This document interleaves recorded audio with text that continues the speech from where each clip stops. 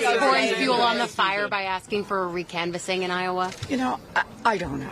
I'm not focused on Iowa now. I'm focused on moving forward. I'm focused on what's happened here in New Hampshire and the 55 states and territories we're going to from.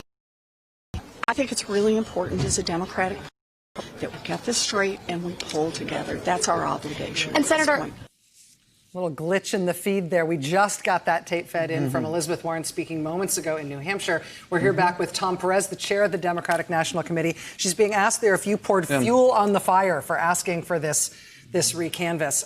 I mean, how is Iowa going to resolve? We have Mayor Buttigieg and Senator Sanders both declaring victory. You're calling for a recanvass, not necessarily a statewide recanvass, but precinct by precinct. The party says they've released 100% of results. When does Iowa end? Oh, I think Iowa ends very soon. And again, I know Senator Warren shares the desire to have accuracy, and we both share the desire to beat Donald Trump. And I want to learn the lessons from Iowa so that we never repeat the mistakes of Iowa. And in this recanvass, and it'll be very, very, assuming no candidate files a request, it will be surgical. Surgical because we want to make sure if somebody raises a question, we have an opportunity to answer that question. And make no mistake about it, Rachel, we are building an infrastructure across this country because Senator Warren is absolutely spot on. Our mission here is to defeat Donald Trump. And in 2017, 18, and 19, what they all have in common is Democrats won at scale.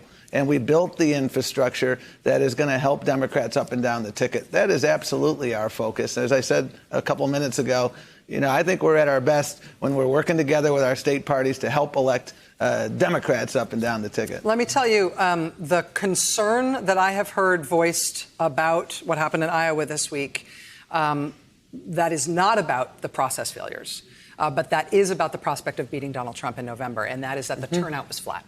In 2008, turnout in the Iowa caucuses was astronomical, broke all the records, and by a lot. 2016, it came back down to earth. It appears that the turnout in Iowa this year was back down at that down-to-earth level, roughly 2016.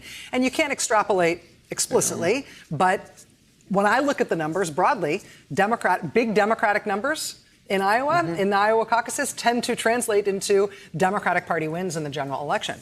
Are Democrats not enthusiastic enough about voting, and is that what those turnout numbers mean? No, I don't think so. And I think we need to look at a broader set of data, which is 2017, 2018, 2019. Look at the Kentucky governor's race. You know, people don't know this, but not a lot of people know this, but Matt Bevin won something like 200,000 more votes in 2019 than he won in 2015, and he lost.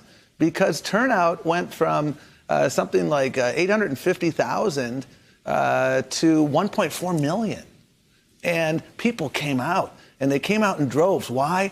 Healthcare. But they didn't come out in droves in Iowa. Well, and this was the first chance in the presidential race for Democrats to come show their stuff. They didn't turn out. Well, and we'll see in New Hampshire and elsewhere. I mean, I don't extrapolate much from one race. And it's a conversation. You know, caucuses, even though there were satellite caucuses and other opportunities, you know, the reality is it's harder for people to vote. You know, if you got a shift job, if you're there, and you know, make no mistake about it. You know, Barack Obama is a historic figure, and when we benchmark everything against Barack Obama, that is an undeniably high bar. But again, when you look at all of the turnout successes we've had over 3 years, I'm certainly not going to sit here after one caucus and say, there's a problem, Houston. I'm certainly watching that. But again, I think the energy is everywhere. And I see it in all my travels and the candidates as well.